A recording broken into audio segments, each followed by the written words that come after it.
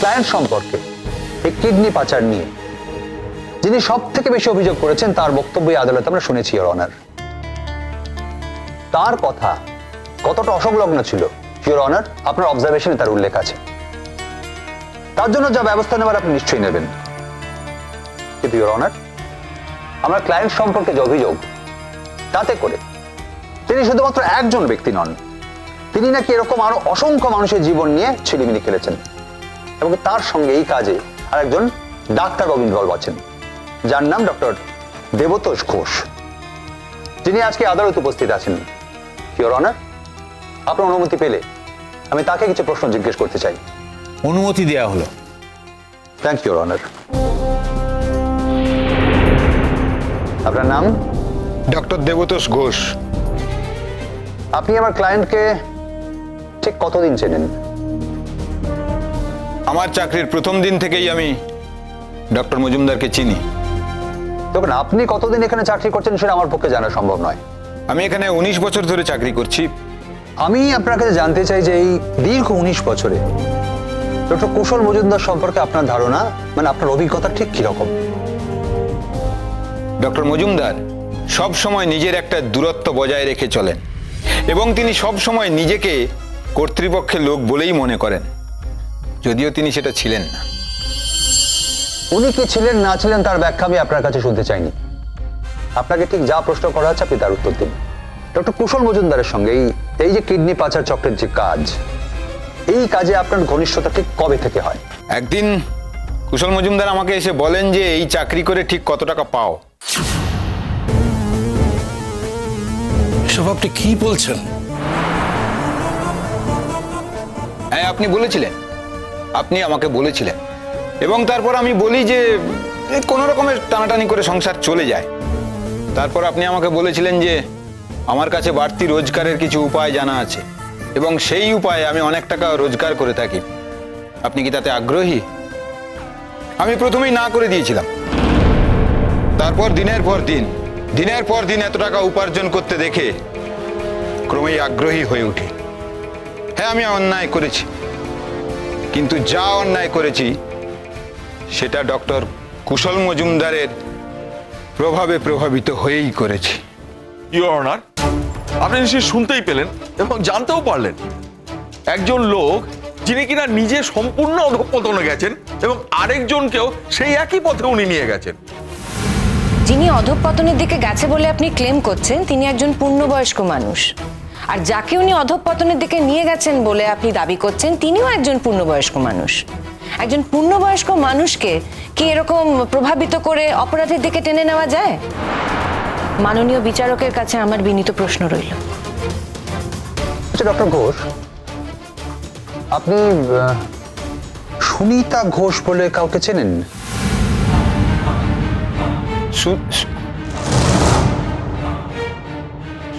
সুনিতা মানে? হ্যাঁ, সুনিতা ঘোষ মানে কোনোভাবে আপনার সাথে তিনি কি কোনো রকম ভাবে সম্পর্কিত? আমি ঠিক চিনতে পারছি না। খুব ভালো। তো আপনার চেনার স্বার্থে আমি আজকে ওনাকে এই আদালতে উপস্থিত থাকতে বলেছি। ইওর অনার, ইওর অনার, উনি সুনিতা ঘোষ বলে কোন একজন মহিলাকে এখানে উপস্থিত করতে চাইছেন, কিন্তু আমরা তো এখানে দুজনে জিজ্ঞাসাবাদ করছিলাম, হঠাৎ করে সেই সব বাদ দিয়ে আমি কি করব না করব সেটা নিশ্চয়ই আপনার অনুমতি নিয়ে করব না। তদন্তের স্বার্থে আমার যা ঠিক মনে হয় আমি সেটাই করব। ইওর অনার, শ্রীমতী সুনিতা ঘোষকে আমি আদালতে হাজির করানোর জন্য আপনার অনুমতি প্রার্থনা করছি। অনুমতি দেওয়া হলো। Thank you your honour. Sunita Ghosh, কাঠগড়ায় আসুন।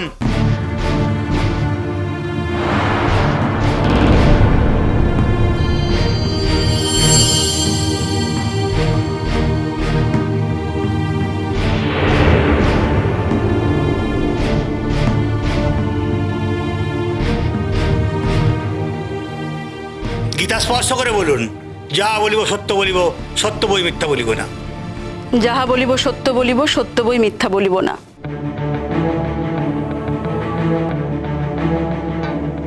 মহামান্য আদালতের সামনে আপনি নিজে মুখে আপনার নামটা বলুন। সুনিতা ঘোষ।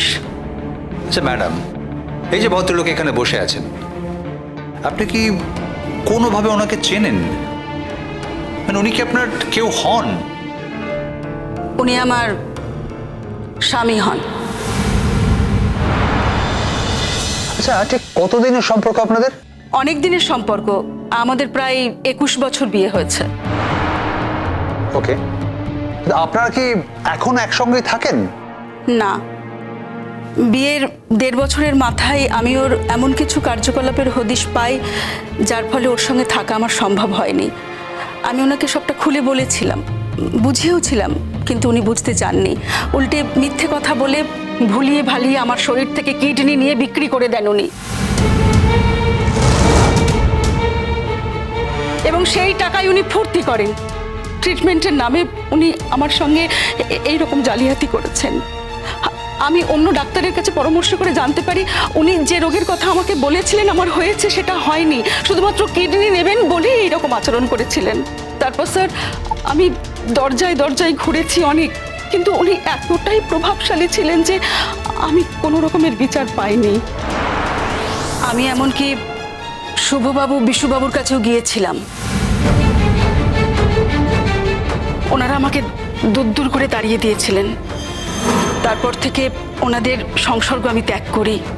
আমি এখন লোকের বাড়ি বাড়ি ধূপকাঠি আচার এসব বিক্রি করি। একার পেট তো চলে যায়, কিন্তু আনুষ্ঠানিকভাবে উনি এখনো আমার স্বামী। আমাদের ডিভোর্স হয়নি। ইওর অনার, আমি আশা করি নতুন করে আমার আর কোনো কিছু বলার প্রয়োজন নেই। মিথ্যে কথা। এই ভদ্রমহিলা কোনোদিন আমাদের কাছে আসেননি, আমরা এনাকে চিনি না। যে কেউ কোর্টে এসে মিথ্যে কথা বলবে ইওর অনার, আর সেটাকে প্রমাণ বলে ধরে নিয়ে আমরা একটা মানুষের প্রতি ইনজাস্টিস করবো, এটা কি করে হতে পারে ইওর? আদালতের মধ্যে এইভাবে যখন তখন কথা বলা যায় না। যদি আপনারা এখানে থাকতে চান তাহলে দয়া করে আদালতের নিয়ম কানুন মেনে চলার চেষ্টা করুন। আপনারা কথা বলবেন না। ইওর অনার, এই সুনিতা ঘোষকে কে কোথা থেকে এখানে হাজির করলো? আর ডক্টর ঘোষের সঙ্গে যে ওনার বিয়ে হয়েছিল তার প্রমাণই বাকি। ডক্টর ঘোষ তো ওনাকে চিনতেই পারছেন না। শিওর অনার, সেটাই তো স্বাভাবিক। ওনার পক্ষে এই কথা বলা ছাড়া এই মুহূর্তে আর কোনো উপায় নেই ইওর অনার। আচ্ছা সুনিতা দেবী, আপনাদের বিয়ের কোনো প্রমাণ আছে? মানে রেজিস্ট্রি সার্টিফিকেট? হ্যাঁ হ্যাঁ আছে। আমি কি সেটা দেখতে পারি? হ্যাঁ অবশ্যই, এই তো আমার কাছেই আছে। Thank you your honour. এই কাগজগুলো আমি আপনার পর্যবেক্ষণের জন্য আদালতের কাছে জমা রাখলাম।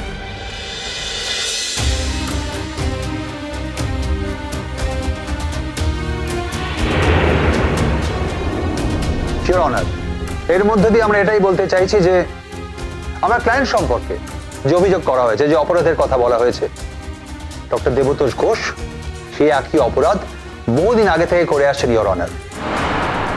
ইওর অনার, যদি এখানে প্রভাবিত করার কথা আদৌ ওঠে তাহলে এটা বলা যেতেই পারে যেহেতু ডক্টর ঘোষ এই কিডনি পাচার চক্রের সঙ্গে আরো অনেক দিন আগে থেকে যুক্ত ছিলেন, তাই তিনি আমার ক্লায়েন্টকে প্রভাবিত করে থাকলেও থাকতে পারেন, উল্টোটা কখনোই নয় ইওর অনার। আপনার অনুমতি পেলে ডক্টর কুশল মজুমদারকে আমি কিছু প্রশ্ন করতে চাই ইওর অনার। অনুমতি দেওয়া হলো।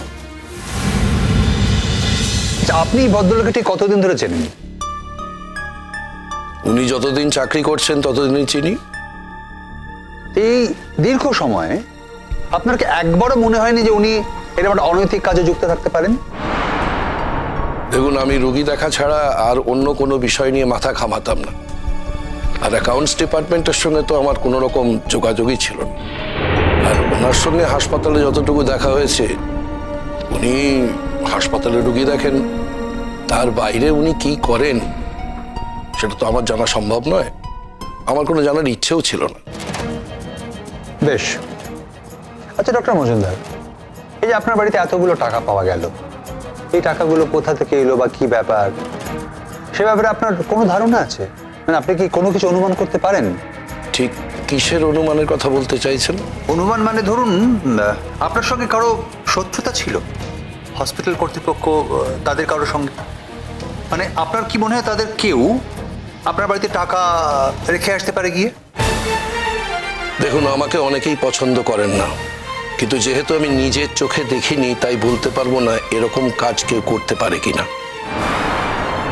আমি জানতে চাইছি যে মানে নিশ্চিত করে না জানলেও আপনি কি এই ব্যাপারে কাউকে সন্দেহ করেন? মানে আপনার মনে কি কারো সম্পর্কে কোনো সন্দেহ আছে? না।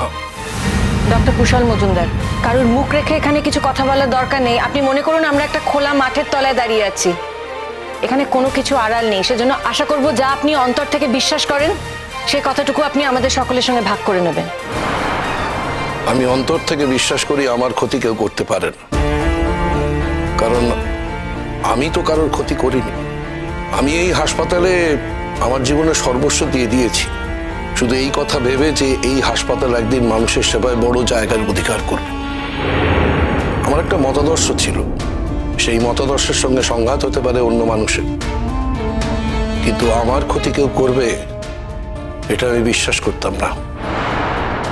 ডক্টর মজুমদার, এই পরিস্থিতিতে দাঁড়িয়ে আপনার কিন্তু বিশ্বাস করা উচিত যে কোনো কোনো মানুষ আছে যারা আপনার ক্ষতি করতে চেয়েছিল। প্লিজ আপনি নামগুলো বলুন। সেটা আমার পক্ষে বলা সম্ভব নয়। কেন সম্ভব নয়? আপনি কি মনে করেন না যে অন্যায় যারা করে এবং অন্যায় যারা সহ্য করে তারা সমান অপরাধী? হয়তো প্রমাণিত হবে আমি অন্যায় করেছি, হয়তো এখন আপনারা প্রমাণ করে দেবেন যে আমি অন্যায়কে সমর্থন করে অন্যায় করেছি। যে শাস্তি হোক আমি মাথা পেতে নেব, কিন্তু আপনার মনের মতো করে পছন্দ অনুযায়ী উত্তর দিতে পারবো না।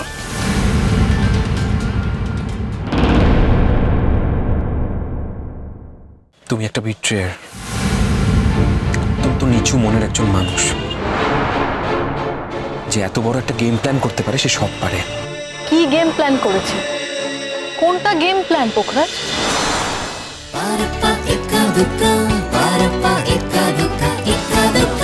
চলো চলো চলো চলো পাল্টাই।